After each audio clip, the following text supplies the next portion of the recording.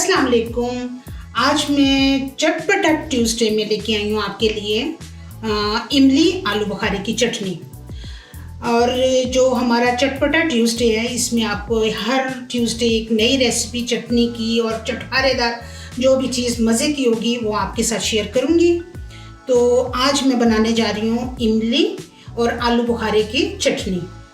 तो उसके लिए मुझे जो इंग्रेडिएंट्स चाहिए ये है इमली का मैंने इसको भिगो दिया था और कोई आधा घंटा भिगो देने के बाद उसका अच्छी तरह मसल के मैंने ये पल्प निकाल लिया। उसको स्ट्रेनर से आप स्ट्रेन कर लेंगे। तो ये तो मेरा इमली का पल्प है। और आलू बुखारा मैंने तकरीबन 200 ग्राम, 150 से 200 ग्राम, ये आपकी अपनी चॉइस है, आप ज़्यादा कम कर सकते हो। ये मैंने 1.5 कप लिया है। इमली का जो पल्प है वो मैंने 1.5 कप लिया है। और जो शक्कर है, यहाँ हम चीनी भी इस्तेमाल कर सकते हैं, शक्कर भी इस्तेमाल कर सकते हैं। यहाँ पे मैं ये कर रही हूँ शक्कर इस्तेमाल। और ये मैंने लिए हैं 2 कप। 8 से 10 मैंने खजूरें ली हैं। और सॉल्ट मैंने आधा चम्मच लिया है। आधा चम्मच मैंने ये रेड पिसी हुई चिली ली है। और 1 चम्मच मैंने ये जो सी कुटी लाल मिर्च है ये ली है। और 3 से 4 अदद मैंने लौंग और 1 मैंने सिनेमन स्टिक लिया। और साथ में मैंने 2 चम्मच ये चारों मगज़ लिए हैं। ठीक है। इससे पहले कि मैं अपनी ये रेसिपी को स्टार्ट करूं, आप मेरा चैनल लाइक करना, सब्सक्राइब करना और शेयर करना मत भूलिएगा। तो चलिए चलते हैं हम अपनी रेसिपी की तरफ। चलिए जी, करते हैं हम ऑन फ्लेम को। हल्की फ्लेम पे हमने अभी इसमें इमली का पल्प डाला।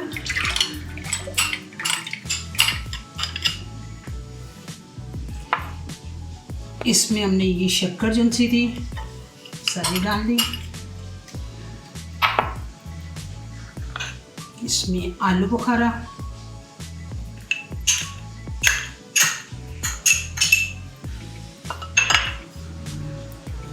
खजूरें,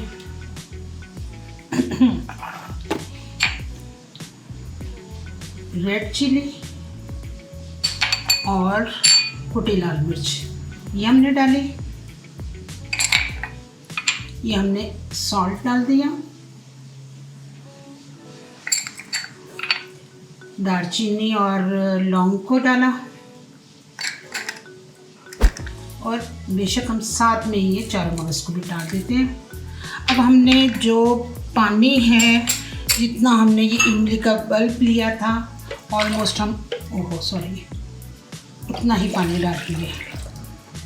वो देख लेंगे कि थोड़ा बल्कि ज़्यादा, क्योंकि इसने आलू बुखारे ने भूनना है। तकरीबन 1.5 प्याला जितना हमने वो लिया था, उसे हम 1.5 प्याला वो पानी डाल देंगे। और इसको अच्छे से यूँ मिक्स करके अब हम इसको पकने देंगे। ये अब हमने सारा मिक्स करके इसको चढ़ा दिया। अब इसको एक थिक होने तक तकरीबन आधा घंटा इसको लगेगा। लेकिन इसको नॉर्मल आग, बहुत स्लो भी नहीं और बहुत तेज़ भी नहीं, मीडियम सी आग पे हम इसको पका लेंगे। अभी ये पकता रहेगा आहिस्ता आहिस्ता। अच्छा जी, चलें चेक करते हैं अपनी चटनी को। चटनी मेरी बिल्कुल रेडी है, बहुत ज़बरदस्त सी। फ्लेम करते हैं हम ऑफ। ये देखिए कितना ज़बरदस्त सा टेक्सचर है। तो आप इसको बड़े मज़े से बहुत इजीली बना सकते हैं। और ये देख लें, बस थिकनेस इतनी होनी चाहिए। आपने शादियों में खाई होगी, वैसे खाई होगी। ये आपको हर खाने के साथ बहुत मज़ा देगी। तो चलिए अब हम इसको किसी अच्छे से बाउल में डिश आउट करते हैं। चटनी मेरी होगी रेडी। मैंने इसको बाउल में निकाल लिया। देखिए कितनी ज़बरदस्त सी, खूबसूरत सी।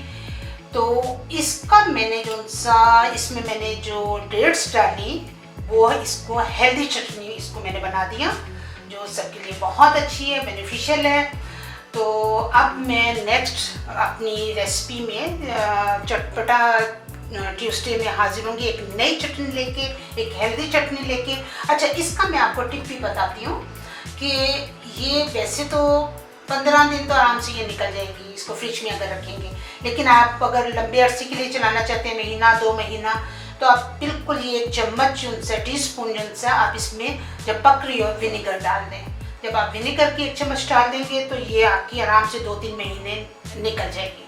आप क्वांटिटी के हिसाब से जैसे बनाएंगे, ये वाली मेरी आराम से 1 हफ्ता निकलेगी। ठीक है। तो मिलते हैं नेक्स्ट रेसिपी के साथ। तो इंशाल्लाह एक मज़ेदार सी चटनी लेके दोबारा हाजिर होंगी। तब तक के लिए अल्लाह हाफिज़।